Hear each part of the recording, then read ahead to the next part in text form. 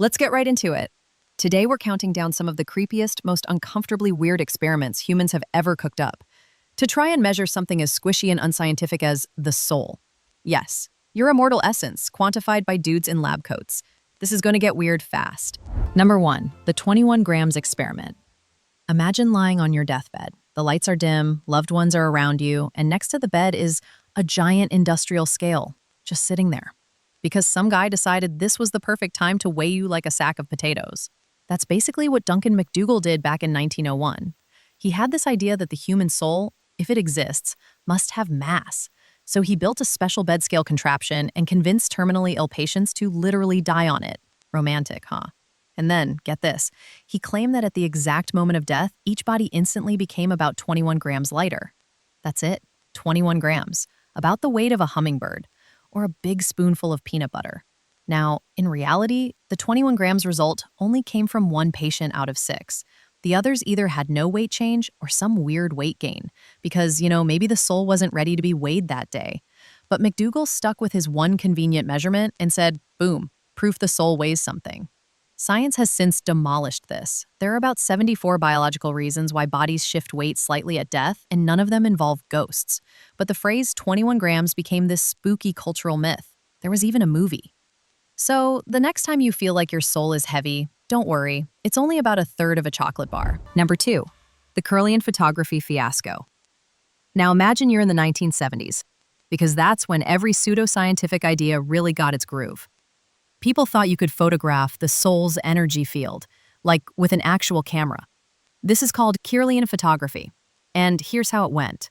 You put your hand, a leaf, or basically anything on a photographic plate, zap it with high-frequency electricity, and voila, spooky glowing aura.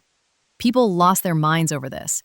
Oh my God, the soul is real, and it looks like a bad Instagram filter. Except, nope. Turns out, Kirlian photography just shows electrical coronal discharge. It happens because of moisture and connectivity in your skin. In fact, a wet paper towel gives off an even more glorious soul aura than you do. But that didn't stop spiritualists from running with it. Even today, you can pay someone in a crystal shop to take your aura photo and tell you which of your chakras are sad. Science says it's just static electricity. Your soul does not, in fact, glow purple. Sorry. Still, at least it gave us something to hang in our dorm rooms next to blacklight posters. Number 3, the creepy dog soul study. This next one is straight up unsettling. Like, why are humans like this? In 1910, McDougall, the same 21 grams guy, decided to confirm his findings with dogs. Because of course he did. He strapped dogs to his death scale and euthanized them. Yeah, ugh. And his big takeaway? Dogs didn't lose any weight at the moment of death, which he took as proof dogs have no souls.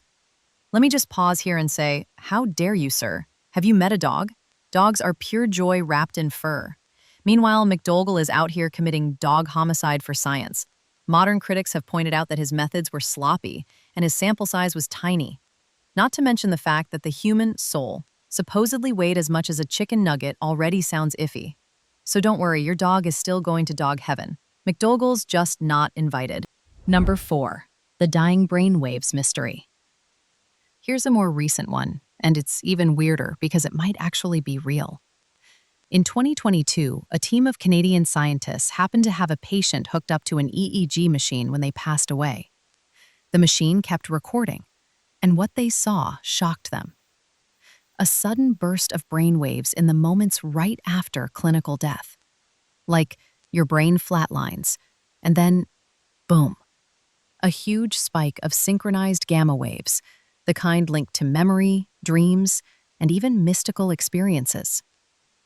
Does that mean the soul is uploading itself somewhere? Are we seeing the doorway to another plane of existence? Or is it just the dying neurons firing one last chaotic hurrah before shutting down? Nobody knows. But the idea that your brain's final act might be a trippy, mysterious flash of activity is hauntingly poetic. Basically, your nervous system is throwing a rave in your honor on your way out. Glow sticks optional. Number 5, the creepy weight of thought experiment. Here's one you probably haven't heard about, because it got swept under the rug pretty fast. In the 1920s, there was this fringe researcher who became obsessed with the idea that thinking produces measurable force. He built these ultra-sensitive pendulums and scales and had people sit in front of them and concentrate on random ideas: love, hate, fear, nothingness. And sure enough, the needles would twitch. Tiny, subtle movements, but movements nonetheless. He claimed that human thought emits a faint but real energetic field, almost like static pressure.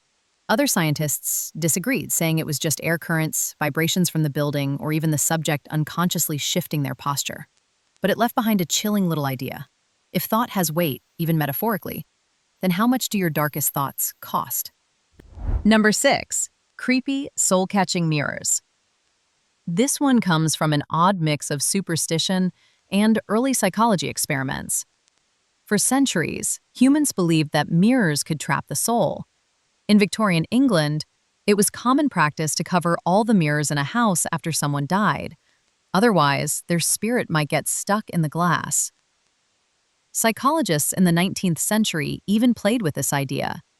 They set up grieving family members in front of shrouded or uncovered mirrors and recorded their emotional breakdowns. Not exactly ethical. Even now, modern studies show that mirrors have a measurable psychological effect. They heighten self-awareness, trigger anxiety, and even cause mild dissociation if you stare too long. So maybe our ancestors weren't completely wrong to find them unsettling. Next time you're alone at night, try not to catch your own reflection.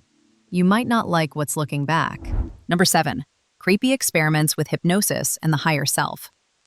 In the 1950s, researchers started putting hypnotized subjects into what they called higher states of consciousness. They'd guide people into imagining leaving their body, ascending into light, meeting their higher self, and then, weirdest of all, they'd ask the higher self questions. And the hypnotized subjects answered in completely different voices, sometimes with knowledge they shouldn't have had. One man started reciting obscure Sanskrit verses. Another woman described her death in a past life in excruciating detail. Most scientists chalked it up to suggestibility and the subconscious filling in gaps. But to this day, there's a corner of the psychological community still poking at the question: who exactly are you talking to when you talk to yourself? Number 8.